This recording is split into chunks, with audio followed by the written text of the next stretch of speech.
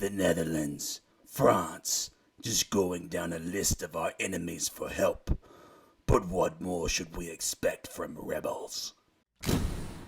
Greetings and salutations. My name is Coach Thornberry. I'm a high school history teacher from the U.S. state of Georgia. In the last video, we looked at the Declaration of Independence and also the beginning of the American Revolution. The first few battles went very well for the Americans. In this video, we'll look at the early challenges for the new United States government during the American Revolution. We'll look at the foreign alliances that the new United States government had to form in order to be competitive at war with Britain. And we'll also look at the strategy of George Washington. This video kind of jumps around to different themes. The next video after this will focus on the individual battles in a more timeline setting. We're still looking at Standard 4. Analyze the ideological, military, social, and diplomatic aspects of the American Revolution. In this video, we'll look at two substandards.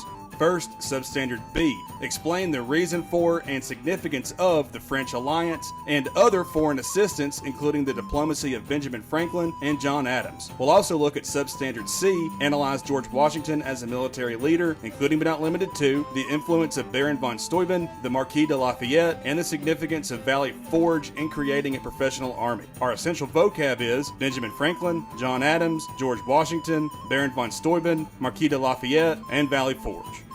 So let's compare the two sides of the revolution. First, we'll look at the Kingdom of Great Britain. It had a population of 8 million. The disadvantages for the war Great Britain faced was the high cost of coordinating a war on another continent, a great distance from the British Isles. Britain was still paying off war debt from the 7 Years' War, the broader part of the French and Indian War. Britain had more colonies than the 13 rebellious North American colonies, so all resources couldn't be devoted to just stopping the American Revolution. But it should be noted, Britain had some serious advantages. The British military is made up of professional soldiers who were trained and supplied far better than the newly created Continental Army. The British employed mercenaries, professional soldiers for hire, like the Hessians. Britain was at a clear advantage. Now, for the new United States of America, the former colonists, the new country of the United States had 2.5 million people, of which 500,000 were enslaved people. Remember, Britain had 8 million. The United States had a number of disadvantages. Not all colonists supported the revolution. Loyalists made up about 1/3 of the colonial population. Continental Congress struggled to secure resources and equip the Continental Army to carry out the war. The new government lacked money to pay for mounting costs. Under the provisions of the Articles of Confederation, the Constitutional Congress did not have the power to tax states. Instead, voluntary payments were requested of the states. Now, the colonies did have some advantages. Americans fighting for freedom are more motivated than British regulars and mercenaries fighting away from home. Americans understood the geography of North America far better than the British. American military leaders like George Washington fought in the British Army in the French and Indian War and understood how the British Army operated. In summary, the British military was more prepared, better financed, and far better equipped than the Americans. From the beginning of the war, the Americans sought alliances with other European powers to overcome Great Britain's great advantages. American diplomats sought to negotiate assistance from Spain, France, and the Netherlands, all rivals of Great Britain. The French provided critical military resources and financial assistance. Spain and the Netherlands provided primarily financial resources to the American cause. Britain's rivals looked for a way to regain the advantage in world trade. Great Britain had become the dominant world power after defeating France in the 7 Years' War, the broader part of the French and Indian War. From the beginning of the Revolution, French officials representing King Louis XVI began negotiating with the Americans. France emerged as the greatest ally for the Americans during the Revolutionary War. Thomas Jefferson and Benjamin Franklin were instrumental in negotiating the Franco-American Treaty in 1778. The alliance essentially turned the tide of the war against Great Britain. French naval attacks in the Caribbean against the British holdings in India forced the British Navy to weaken its blockade upon the United States. The French also supplied large quantities of muskets, cannon shot, and powder to Washington's forces. Spain and the Netherlands contributed substantial financial assistance to the American cause as well.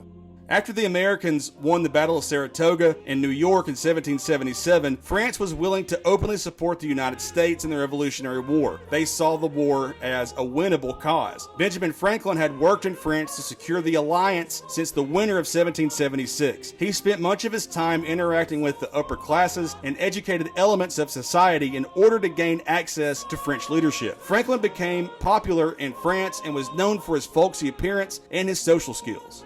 John Adams was also an American ambassador who spent some time in France with Benjamin Franklin. It was in the Netherlands, though, where Adams had the greatest diplomatic impact. In April of 1782, when the Treaty of Paris was being negotiated, Adams secured the recognition of the United States and a substantial financial loan from the Netherlands. Franklin and Adams represented the United States, along with John Jay, Henry Lawrence, and William Temple Franklin, in negotiating the Treaty of 1783, which ended the Revolutionary War. That will be covered in more depth in a future video. On another note, also, John Adams will become our second president after George Washington steps down after his second term, but that'll be in the next unit. Now we're going to move on to Substandard C, analyze George Washington as a military leader, including but not limited to the influence of Baron von Steuben, the Marquis de LaFayette, and the significance of Valley Forge in the creation of a professional army. George Washington was appointed to be the Commander-in-Chief of the Continental Army in June of 1775. Washington had military leadership experience from the French and Indian War. After his appointment, Washington reorganized the Continental Army and secured additional equipment and supplies, and started a training program to turn the inexperienced recruits into a professional army. As a field general, Washington was not a skilled commander. Despite losing many battles, Washington's strong personality and reputation garnered him the support and respect of the American soldier. The American Army was composed of two distinct groups, the state militias and the Continental Army. The militias were organized by each state and generally provided their own weapons and uniforms. Enlistments were short-term and training was poor among the militia groups. The militia groups were notoriously unreliable in battle, often would run away. It was for these reasons that Washington had urged Congress to provide for the creation of a standing army, the Continental Army. In the newly created Continental Army, enlistments were from 1 to 3 years and pay was meager. Rations were short, and the Army often had to scavenge to find supplies of food, fuel, and fodder. Disease, poor diet, and poor sanitation were sometimes a bigger danger than the British Army. The most common camp killers were influenza, typhus, typhoid, and dysentery. Washington's skill under harsh conditions is best shown in the winter months of 1777 through 1778, when the American Army was encamped at Valley Forge, Pennsylvania. A third British force attacked and successfully captured Philadelphia in September 1777. Washington attempted to recapture Philadelphia but failed. With the winter months approaching, Washington withdrew the Continental Army to Valley Forge. The winter weather was harsh and soldiers lacked adequate supplies. The Army remained intact during these trying circumstances thanks to George Washington's strong leadership. Also, European soldiers such as Marquis de LaFayette of France and Prussian Baron von Steuben arrived at Valley Forge to assist in training the soldiers to be more effective when fighting resumed the following spring. Marquis de Lafayette assisted in the professionalization and training of the American forces during the winter months at Valley Forge. He was a well-connected Frenchman who believed deeply in the American cause and volunteered to serve with Washington and help to secure French resources. Lafayette worked closely with George Washington and was very successful during many battles of the American Revolution, including Brandywine Creek and Yorktown. The French aristocrat was a critical link between the American military and that ever-important French alliance.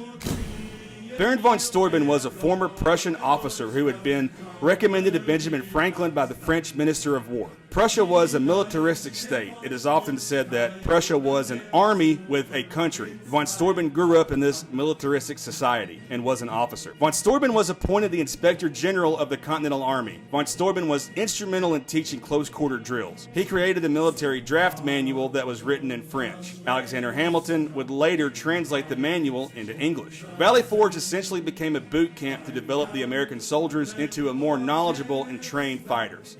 George Washington was a successful military commander because he recognized his force's limitations, utilized the scarce resources at his disposal, and trusted the assistance of others supporting the American cause. The winter at Valley Forge could have easily destroyed the American forces. Washington's great leadership ability is evident in that he convinced soldiers to remain and used the winter months to utilize the training assistance of Marquis de Lafayette and Baron von Steuben. The United States can thank its existence and founding to George Washington.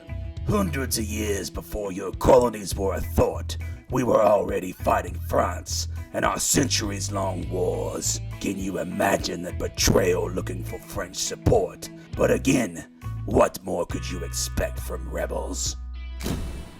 Boy, if you think he's fired up now, just wait until we talk about Yorktown in the next video. I think it's very important to highlight the foreign influence that happened in the American Revolution. Oftentimes when you have a revolution with a major superpower like Britain, The war could turn into a proxy war with the rivals of the superpower coming in and aiding the rebellion, which is what happened in the case of the American Revolution, where the French came in and helped us become a country. Again, I'm still Vive la France for that reason. Until next time, keep it real and take it easy.